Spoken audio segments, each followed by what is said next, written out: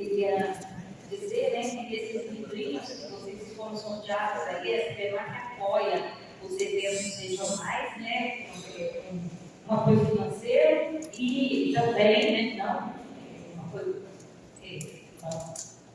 dentro das possibilidades, e também a gente doa esses livros fazem parte de uma coleção que a SBMAC tem, que chama Notas em Matemática Aplicada, né? Que a gente chama de lançamento de NOMA. A NOMA está fazendo 20 anos, né? Agora, e se vocês forem no site da SBMAC, www.sbmac.org.br, você vai em publicações, lá tem as notas têm esses livros. Nós lançamos agora o volume 97, então são 97 volumes em 20 anos, tá? E todos esses volumes estão acessíveis em PDF para qualquer pessoa. Eles abrangem todas as áreas de interesse da matemática aplicada computacional. E tem os livros, a gente faz esses livros, os professores submetem para a NOMA, passa pelo processo, né, de avaliação, eles estão publicados. Então, as pessoas que têm esses livros publicados, elas submetem para o CNMAC, que é o Congresso Nacional de Matemática Aplicada Computacional, darem mini-cursos. Então, todos os mini-cursos do CNMAC, eles têm esses livrinhos da NOMA. Vocês estão recebendo esses que estão impressos, então a gente imprime mini-cursos e leva para o CNMAC, tá? E alguns volumes impressos de mais antigos também a gente leva. Eu acho que custa R$20, livro em inglês, é 15 ou 50. E a gente vende esses livrinhos, que é o custo da impressão e do transporte.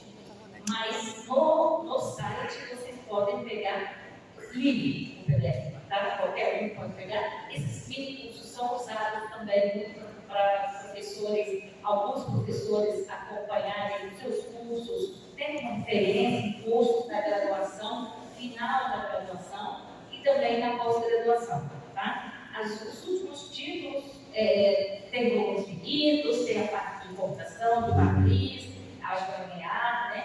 E é muito interessante. Então, eu sugiro que vocês visitem aí o site da NOMA. Bem,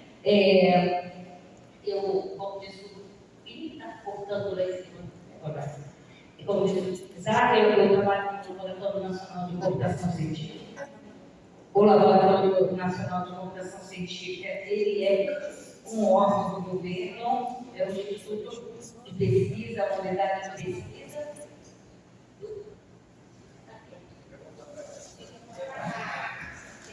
Para cá. Mas não quer passar pelo pointer. Acho que até um pouquinho. Isso. O NCC, ele é um laboratório, eu vou falar um pouquinho depois mais rapidamente sobre ele. Tá? Então, é uma unidade de pesquisa do Ministério da Ciência e Tecnologia e Inovação. Existem várias unidades de pesquisa, no Rio de Janeiro nós temos 6 unidades, uma delas que muita gente conhece é o INPA, né? Ele é uma unidade de pesquisa como a gente, mas agora ele é uma organização social que serve sendo uma unidade de pesquisa de uma outra forma. Temos o Centro Brasileiro de Pesquisas Físicas, CNPq, o Observatório Nacional, entre outros. Bom, então a gente vai falar sobre modelagem computacional. Na verdade, essa palestra aqui, ela completa as palestras que já aconteceram até aqui, né? Então, a gente vai mostrar, no EBCC, nós temos uma pós-graduação em modelagem computacional, assim como aqui na UF, também nós temos uma pós-graduação em modelagem computacional, e outras pessoas que estão aqui, a professora Zochil já falou, né? Também lá na UERJ, né? E outros lugares, a professora Cláudia Massa, lá da Rural, né? Temos um conjunto de pessoas que têm uma pós-graduação em modelagem computacional. Então, a modelagem computacional, a gente então, a base da modelagem computacional para nós, né? É a computação, a matemática e a modelagem, né? Então, eu vou falar para vocês vou fazer uma palestra, assim como meus colegas aqui que perceberam, de uma forma geral, sem muitos detalhes, mas é uma conversa. Uma conversa que eu fiz, trabalhei, não sozinha, né? Porque a gente não trabalha sozinho, né? Como disse aqui outras pessoas, disseram outras pessoas, né? A gente trabalha em grupo. Então, eu vou começar falando que sobre a metodologia, né? Vou começar pela metodologia. A metodologia que a gente segue, né? Quando a gente trabalha com modelagem, a gente vai trabalhar com modelo conceitual, modelo matemático, computacional, né? Análise numérica, né? Implementação, teste de eficacia, validação.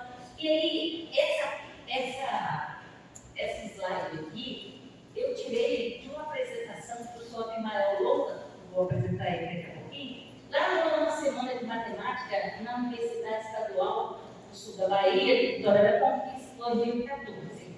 Então, o professor Abimael, ele é uma das pessoas, pesquisador do ADCC, na área da análise numérica e de modelagem, uma pessoa bastante fluente, né, nessa área, que por acaso me orientou o Isaac, participei, não diretamente, mas indiretamente, e vários de nós aqui, a Xane, então ele disse o seguinte: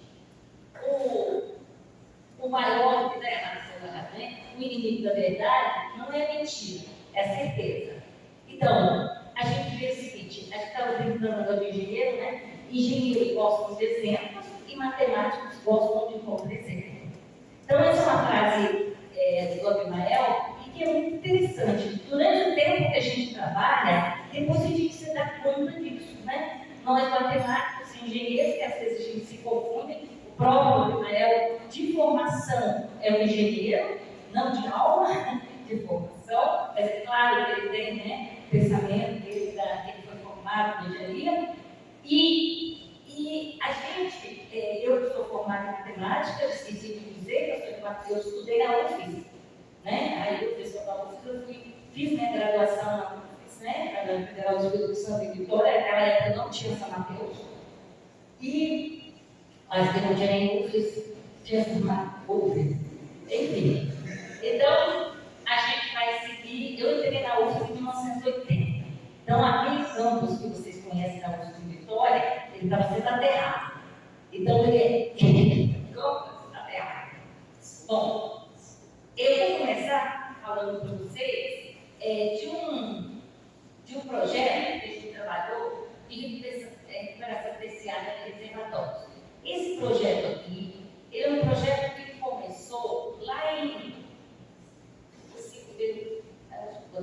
Ele começou um projeto junto com o Abimael e com outras pessoas lá em 1992. Esse projeto aqui, para quem já me viu apresentar, já falei algumas vezes sobre ele, era uma necessidade que a Petrobras tinha da gente fazer simulador de reservatórios. Simulador de reservatórios sempre foram comprados, eram pacotes fechados.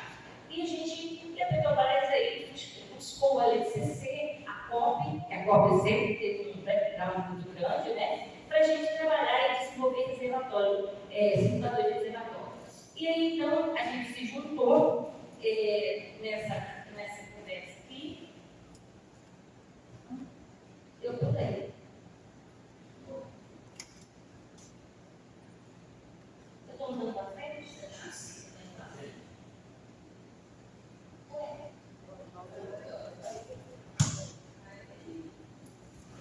Então, eu pulei.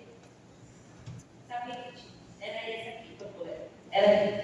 Então, esse projeto, ele foi o seguinte, ele começou lá em 92, em 95 eu fiz minha tese dele, e aí trabalhamos até 2016 nesse projeto, de diversas formas, e o objetivo dele era, como eu disse, a simulação computacional, né, de reservatório de petróleo, aplicações, né, e em águas subterrâneas e várias coisas, mas em particular a extração de petróleo em meios homogêneos e heterogêneos. E nesse projeto, que eu chamo a atenção, a gente tinha essa equipe, que era uma equipe mais veio se incorporando durante o tempo. Teve o professor Abimael, né, o nosso colega Eduardo Garcia, que também trabalhou a parte fortemente computacional desse projeto. A Cristiane, que veio depois também, né? E também aqui um professor aqui que foi da UFG, o professor Iosio, que foi a última pessoa que se juntou ao grupo. Por que eu quero contar essa história para vocês? Aí eu conto nesse aqui, né? Então, eu queria falar, gente, estava interessado, então, na perfuração de poço, de reservatório, como que a gente ia recuperar o petróleo, o óleo do reservatório, num determinado processo que a gente chamava de terciário, onde o óleo estava lá no final da recuperação, a gente injeta algum tipo de solvente, e esse solvente vai se misturar e vai ajudar na recuperação. E qual é o objetivo? O objetivo é, você vai calcular a concentração de solvente na concentração do óleo recuperado. Por quê? Porque se tivesse mais solvente do que óleo, você está injetando e não estava mais recuperando nada, né? Então, enfim, esse foi um dos objetivos. Para isso, a gente trabalhou com não importa, mas eu queria só mostrar que a gente, assim como a professora deles, né, e outras pessoas, a gente trabalhou com um conjunto de equações, né? Aqui o conjunto de equações que não aparece o Laplaciano aqui, mas é o divergente do gradiente. A gente aparece com um conjunto de equações. Esse conjunto de equações, que eu queria chamar a atenção, são equações de transporte, assim como a professora Daisy usou lá nos moluscos dela, lá também tinha essa equação aqui, que é uma equação de convecção e difusão, que é a equação da concentração, que é a variável de interesse. Que é a variável de interesse. E outra variável de interesse é a velocidade. Vocês lembram que a Daisy, na apresentação dela, tinha um campo de velocidade, que ela calculava. A gente também tem um interesse aqui em calcular a velocidade. Então, o que a gente, naquela época, o pessoal do petróleo, eles tinham lá nos simuladores dele problemas com a questão da velocidade, do cálculo da velocidade. Né? Existia uma literatura daquela época que não estava conseguindo então, evoluir nesse cálculo da velocidade. E esse cálculo da velocidade, quando eu entrava aqui nessa equação, ele trazia alguns resultados que não eram numericamente aceitáveis. Então, o que aconteceu? Aconteceu que a gente vai ter um problema, aqui lá é um problema contínuo, esse aqui é um problema discreto, né? Agora nós estamos trabalhando com métodos de diferenças finitas no tempo, com métodos de elementos finitos, que a gente chama esse método similar na Galerk, e a gente vai calcular a velocidade aqui. Então, a velocidade, que a gente acaba tendo aquele problema, né? Um problema totalmente acoplado, a gente desacopla no tempo, né? E vamos calcular a velocidade. Tá? Então, a gente, naquela época, a gente teve uma proposta de uma técnica de pós-processamento, e com essa técnica de pós-processamento, a gente melhorou a ordem de convergência da aproximação da velocidade, e isso trouxe, quando ela é acoplada junto com a concentração, ela trouxe um resultado melhor, mais preciso para o que a gente precisava simular. Então, eu estou falando a grosso modo o que nós fazemos, o que a gente se propõe quando trabalha com a análise numérica, com numéricos, né? A gente busca e demonstra, né, qual é a taxa de convergência, quanto é a estimativa de erro, tudo isso. Então, a gente fez isso, né? E nós aqui temos um domínio, vamos pegar um domínio heterogêneo, né? E o que esse domínio aqui é? Aqui tem um posto de injeção, aqui tem um posto de produção. A gente está fazendo esse lugar aqui, cinza claro, ele tem uma porosidade que é 10 vezes maior do que esse aqui, cinza escuro. É como se fosse esse lugar aqui, uma pedra dura, e esse lugar aqui, uma pedra macia, rocha, é rocha. Né? Então eu vou injetar uma coisa que a gente chama de traçador. É como se você estivesse numa piscina e estivesse injetando aqui uma tintura. Essa tintura vai caminhar com uma certa velocidade do poço injetor para o poço produtor. Ela vai encontrar essa pedra, né, do Jamã, ela vai contornar por 1000 dias, depois por 1250 dias ela está chegando aqui no poço produtor. Eu chamo a atenção para esse gráfico. Esse gráfico aqui é o que interessa. Veja bem, nesse gráfico aqui, eu vou olhar essas duas perninhas, tá? Nesse gráfico aqui está mostrando que uma quantidade de traçador chegou no poço, depois outra quantidade chegou, depois outra chega. Então, ele está mostrando, o que esse gráfico aqui está mostrando? Que alguém está lá na boca do poço, está dizendo o seguinte: neste reservatório tem heterogeneidade. O que eu injeto para sair, ele está saindo por partes. Ele está chegando com uma certa velocidade, um pouco, depois um pouco, depois um pouco. Então, isso é usado, né? Questão de reservatório, o traçador, porque são coisas químicas, por exemplo, a quantidade química é caríssima para você usar, para jogar, para descobrir as características do reservatório, características geológicas, características se o reservatório tem heterogeneidade, se não tem. Basicamente isso. Então a gente fez esse trabalho ali, né? Concentração, aqui é a concentração no meio. O que aconteceu? Bom.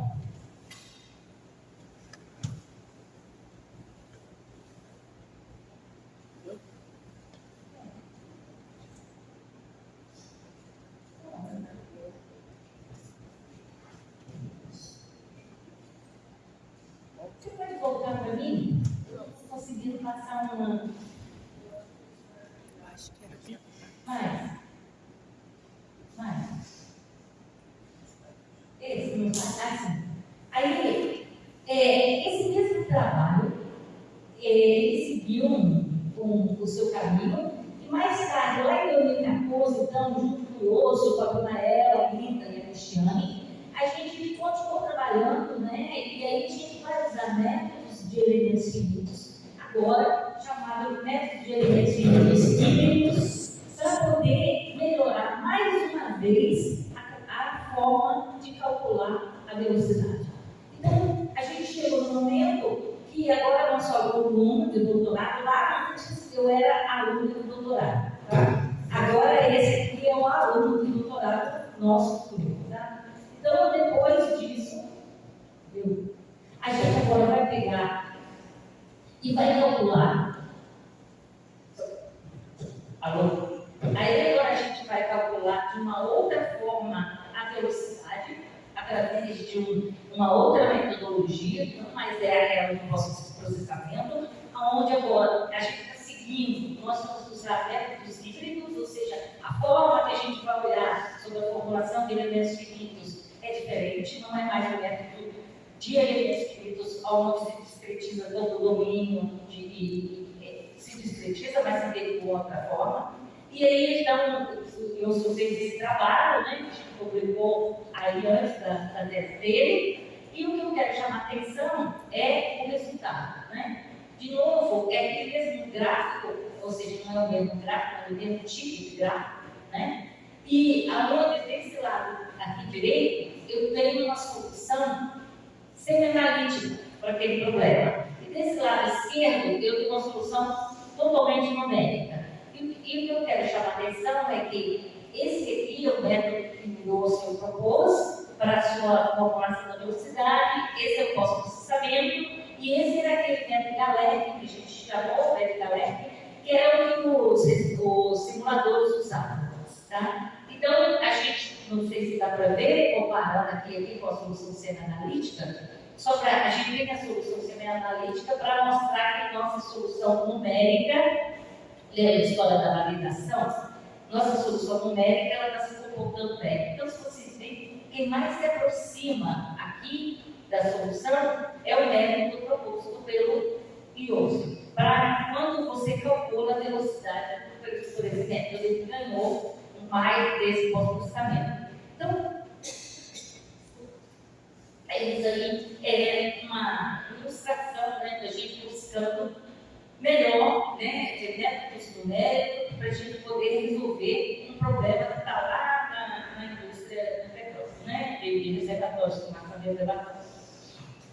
Bom, agora eu vou falar um pouco de uma coisa que não é muito a minha praia, que é a questão de controle de populações. Aqui é cheio de gente aqui que faz isso muito bem, né?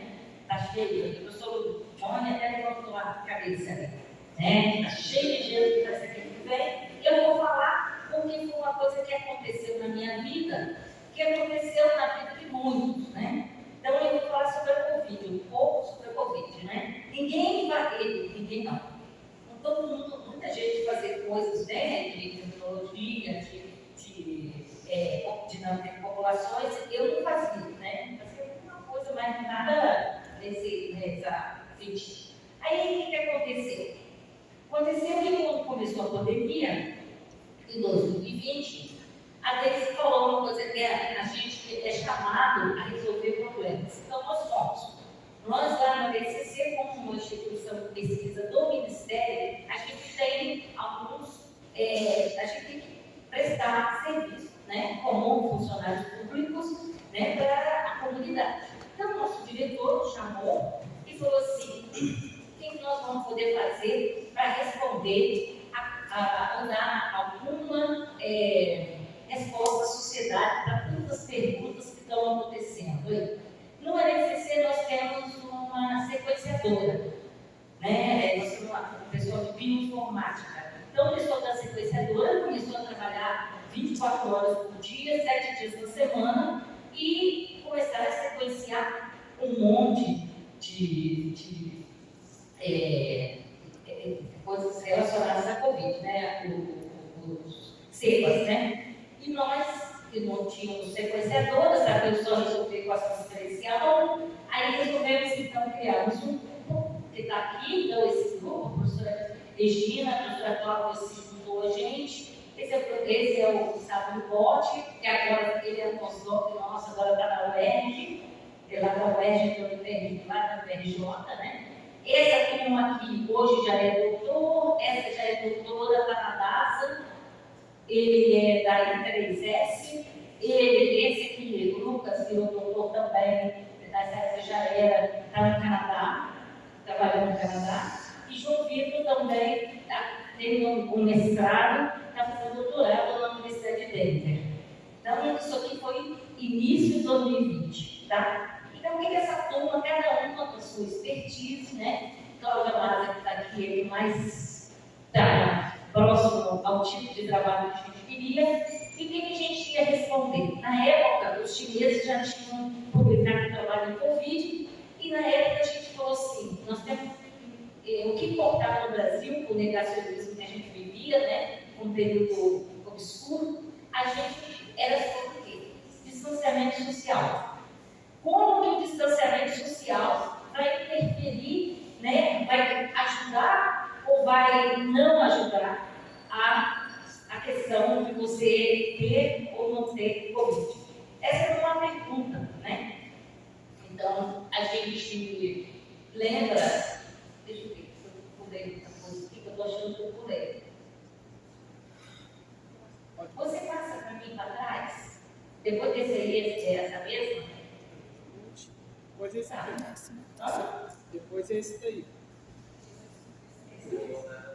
É essa mesmo? Não? Essa. Tá bom. Tá bom. Ok. Está aparecendo em cima, mas tudo bem. Bom, o que a gente queria. Não é com você essa aqui. Eu tenho que falar do modelo. Eu estou falando dos casos, o que eu vou tratar.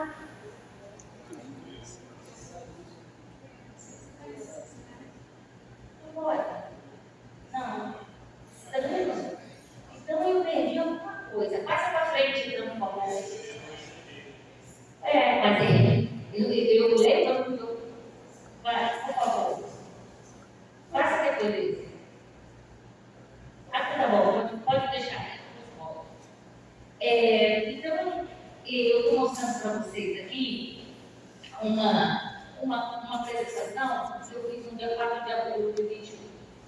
dia aqui, a gente tinha várias perguntas ainda a serem feitas. Durante todo o ano de 2020, a gente trabalhou na Covid, e aí, essa aqui já é um resumo do que nós fizemos, né? Então, na época, o que a gente queria era um modelo que a gente fez, um modelo no Brasil, no Rio de Janeiro, tá? Como tratar as incertezas e as subnotificações dos dados. Vocês lembram que subnotificação era uma coisa horrorosa, né? A gente tinha, essa pergunta, qual é o impacto do distanciamento social? Qual seria o momento apropriado para o relaxamento?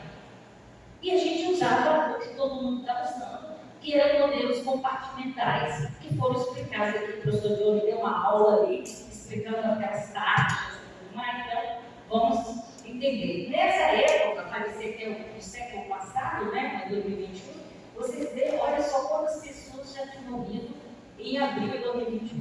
Né? Hoje você mais de 700 mil. Aqui nós estamos em 330 mil. Né, pessoas? Esse é um cenário daquela época, né? Então, o modelo que a gente conhecia na época, o que a gente conhecia da Covid? A gente conhecia que uma pessoa saudável podia ser sintomática ou sintomática, né? Ela ia se encontrar, ela ia ficar exposta ao vírus, e aí ela se tornaria de novo sintomática ou assintomática. Sendo sintomática, ela era recuperada, ou ela morria, ou ela era diagnosticada. Se ela fosse diagnosticada, ela poderia ser recuperada ou morria, ou assintomática. Não é diagnosticada, é recuperada. Lembra?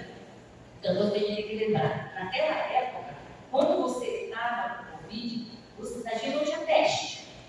A gente só era testado quando a gente ia para o hospital.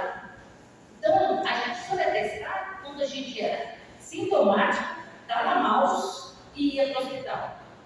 Fora isso, não tinha teste. Então, era uma outra, né? Hoje em dia você compra um teste na farmácia, né? É que nem teste de gravidez. Tem muita gente que faz errado. Eu tenho uma amiga que interpretou o teste de Covid errado e viajou. Aí depois ele falou assim, mas não era quando aparecessem os dois pauzinhos que eu estava vendo? Aí eu falei assim, é verdade, você nunca passou por um teste de gravidez. É desse jeito, e olha que esse cara é do tipo de neve, para não queimar a importância da pessoa. Então, em setembro de 2020, o que a gente não conhecia para a gente trabalhar? A gente não conhecia tempo de latência, né? A gente não conhecia as questões, né, infectados sintomáticos e assintomáticos. A gente achava naquela época, né, naqueles relatórios, que os assintomáticos eles iam ficar em 45% dos infectados. O tempo de recuperação, lembra do tempo de recuperação? 14 dias. E a imunidade? A gente não tinha ainda, estava começando as vacinas, não tinha vacina em massa ainda. Então, as tipos de cepas que estavam aparecendo, né? Então era um cenário bem estranho. E aí a gente fez um modelo. O modelo era para compreender os efeitos das medidas de distanciamento social na disseminação da Covid. É um modelo que eu não vou falar o nome dele, né? Um modelo com suscetível, exposto, assintomáticos, né? Infectados, né? Infectados sintomáticos, infectados assintomáticos, e removidos ou recuperados, né? O B é positivamente diagnosticado. Por que a gente tinha um positivamente diagnosticado? Era um cara que ia no hospital, e no hospital eles já diagnosticavam, né?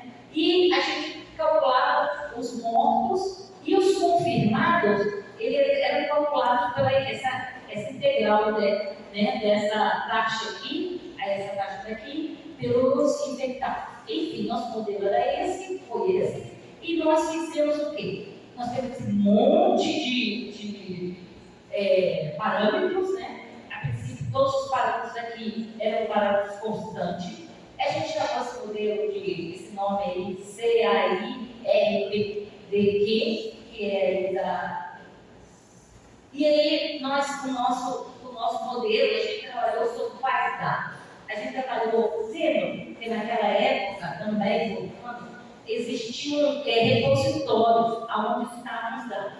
A gente ia lá nos repositórios e pegava, então, nesses repositórios aqui, os dados de 198 dias para o Brasil e os dados de 193 dias para o Rio de Janeiro. E a gente colocou, inclusive, na SBMark, esses notebooks, né, do Python, do dataset, porque aquela turminha lá que estava com a gente, era o pessoal que gostava de computação. Eu nunca soube o que era notebook. Eu achava que o notebook era um laptop, mas depois eu descobri que isso aí é outra coisa. Bom, enfim, a gente aprendemos muito, trabalhamos muito. Você vai falar da pandemia, a gente só fazia trabalhar. Trabalhava, tomava vinho, dormia, trabalhava, tomava vinho, dormia. Às vezes não nessa sequência, né? Às vezes a sequência mudava. Bom, a gente trata os dados, o professor Johnny falou do tratamento de calibração, a gente fez calibração, tratamento usando inferência bayesiana, estatística bayesiana, desde 2004. Eu respeito demais quem sabe estatística bayesiana. Acho que foi uma ferramenta poderosíssima, muito bacana. A gente trabalhou, né, usando o desenvolvimento base para tratar os dados, né. A gente também, né, vocês veem que essa questão dos dados periciais, mas isso aqui é para chamar a atenção que o modelo ele foi resolvido por uma biblioteca do SciPy, né, aquele modelo lá, não teve nada demais, colocamos uma biblioteca para resolver nessa método web soda aí, tipo de puta, uma coisa por trás, né? E a gente pensou o seguinte, e se o distanciamento social, aquele dado, nosso dado pequeno, que está em cima da ele aqui, nosso dado pequeno aqui, que é a taxa lá que a gente trata a equação do distanciamento social, se ele fosse variar no tempo. Então, como que seria? A gente fez uma modelagem, essa modelagem aqui, para distanciamento social, e pensamos o seguinte: se as medidas de distanciamento social acontecessem antes e depois do pico das eleições. Porque nós temos que prever, a gente precisava prever quando que aconteceu o pico. Se o distanciamento social acontecesse antes ou acontecesse depois. Porque a pressão naquela época era enorme para não ter mais distanciamento social. A pressão era para abrir tudo, para todo mundo voltar, para tudo acontecer normal. E a gente precisava demonstrar que isso não estava certo. Que tinha que ter, era óbvio. Mas durante anos a gente teve que demonstrar que o óbvio era o importante, era o que vale, né? Não era feito imaginar, né? E negar a ciência. Então, nós fizemos um modelo e pensamos o seguinte: olha, tinha nossas simulações lá e os picos que nós fizemos, no Brasil, 145, no dia 145, que era por volta desse dia aqui, ia ter o pico, no Rio de Janeiro, no dia 115, que era nesse dia aqui, em julho, né? Esse foi o 28. E aí, como simular isso? Então, simulamos, aqui é o RT, que é, né, o número do R0, do RT, né? Nós estamos pegando aqui o RT. Então, pensamos o seguinte, porque vocês que estão colocando aqui, lê para mim, para lá em cima, tem vermelho, qual é o dia? Esse aqui é no Brasil, né? Esse é de 45, né? O dia que teve o pico, né? O dia que teve o pico, e a gente fez essa simulação aqui. Essa simulação diz o seguinte: nessa cinza clarinha aqui, é quando a gente está fazendo a coisa mais catastrófica que você pode pensar. O que vai acontecer? Você está deixando o distanciamento social antes do pico, tá? Depois, você está deixando o distanciamento social um um pouco depois do pico. E depois, essa preta aqui, é você mantendo o distanciamento social. Sempre. Então, vocês veem que, tanto antes, que é catastrófico, quanto depois, a dificuldade de você ter a disseminação controlada, né, que o R0 é menor do que 1, ela é muito mais difícil se você deixa de ter o distanciamento social próximo ao pico. Tá? Então, esse é um cenário catastrófico independente da velocidade com que as medidas de restrição são flexibilizadas. Aí foi aquela história, né? Isso aqui realmente mostra pra gente coisas muito fortes, dizer assim, coisas que você tem muita informação, tem alguma informação, né? É uma informação, como eu disse para vocês, óbvia, né? Que as pessoas deveriam pensar, né? É difícil você naquela época mostrar um resultado assim, né? E alguém que teria que tomar uma tomada de decisão, reagir em cima disso. Mas foi isso que a gente fez, e esse trabalho foi publicado, né, aqui, nessa revista, em 2021, né, com aquela turma toda. E mais para frente, eu vou falar desse agora, se tiver tempo, sabe que eu tenho pouco tempo. 5? Então, vou falar rapidinho. Esse segundo trabalho aqui, agora no estado de Bota, Regina, e eu vou falar, é o seguinte: o que aconteceu? Aconteceu que aí em abril de 2021, a gente ainda, posso falar? A gente ainda tinha as vacinas. Isso aqui é um gráfico daquele Opera Mundi, tá? De abril de 21. E aqui nossas vacinas, as pessoas vacinadas no mundo. Não dá para ver direito, mas o Brasil está por aqui, ó. Aqui, ó. O Brasil está aqui. Tá? Né? Tá. Vocês veem o seguinte, que em abril de 21, tinham 200 vacinas desenvolvidas, tá? No mundo. E 25 estão na fase do teste. Cuba era um desses países que estava super avançado. Os cubanos aqui, né? Está cheio de Cuba. Cuba, como sempre, parabéns, né? Cuba estava lá fazendo a vacina dela. Já estava bem avançada de vacina. E aqui no Brasil, a gente estava começando a vacinação, né? E aí, nós tivemos uma outra ideia, né? Os compostados. Quais seriam os impactos, né, no atraso e numa vacinação muito devagar sobre as mortes durante a pandemia da Covid-19.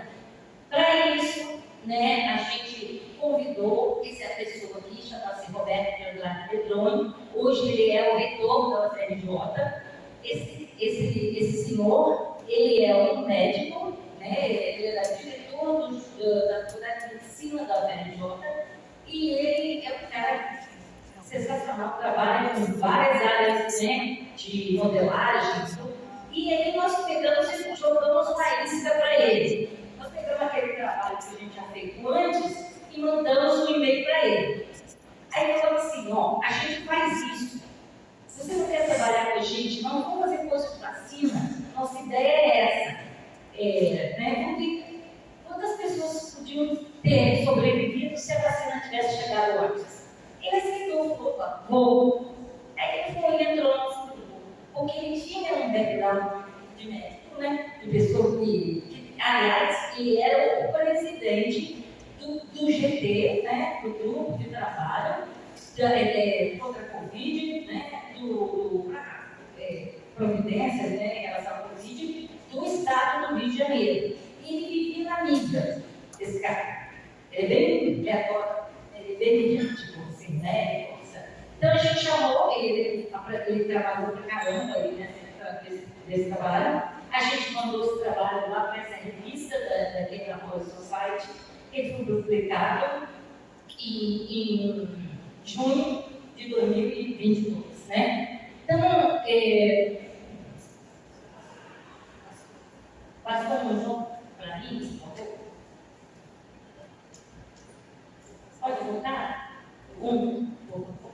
Aí, então, logo que esse trabalho foi publicado, saiu no Globo, né, atraso da vacinação contra a Covid-19 no Rio custou a vida de 31 mil pessoas, segundo o estudo.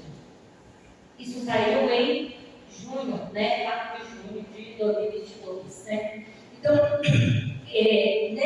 aqui que eu contei, você tem uma fila de gente para vacina. No Rio estava se vacinando a quarta dose, quando começou, quando saiu esse trabalho. O Rio de Janeiro começou a vacinar, que a gente vai ver ali, em janeiro de 2021, né? Então, nós já estávamos em junho de 2022, a quarta dose.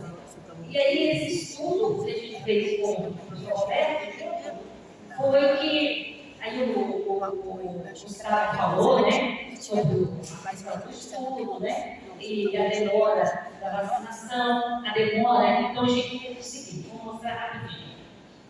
Uma das perguntas era aquele impacto, né,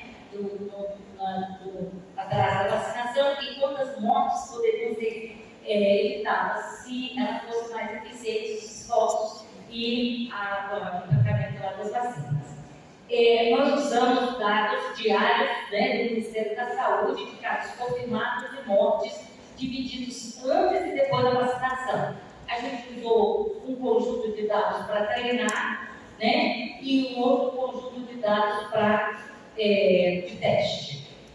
Nós usamos o processo gaussiano, regressão, né, processo gaussiano foi também usado no meu trabalho, usamos os interesses bayesiana e as equações do sistema foram usadas pelo método do Felberg, que é uma disputa do quarto quinta ordem, né? Então, esse trabalho aqui, ele, de novo, então nosso modelo foi um modelo CIR, um modelo de vacina, né? Então, tem suscetível, infectado, vacinado, recuperado e morto. Aqui, esse modelo, a gente lia aqui, é o número de vacinas. Na época, a gente tinha 4 tipos de vacina, né? Tinha aquela Oxford, né? A outra, aquela vacina que era aqui no Brasil, né? Tinha a outra vacina que é Coronavac, Oxford, Coronavac, AstraZeneca e Pfizer. Então, era essa. Lembra que tinha uma série de 2 doses, a Janssen, né? Que era de uma dose só, né? Então, esse modelo aqui, ele engloba isso. A pessoa, tanto assintomática quanto sintomática, pode tomar vacina, né? A gente não sabe. A pessoa pode tomar vacina, uma dose, ou não tomar a segunda dose, que aconteceu em várias vezes isso. A pessoa pode decidir não tomar vacina. Também. Os negacionistas não tomaram vacina. Bom, então é isso que a gente fez nesse modelo, né? Esse modelo aí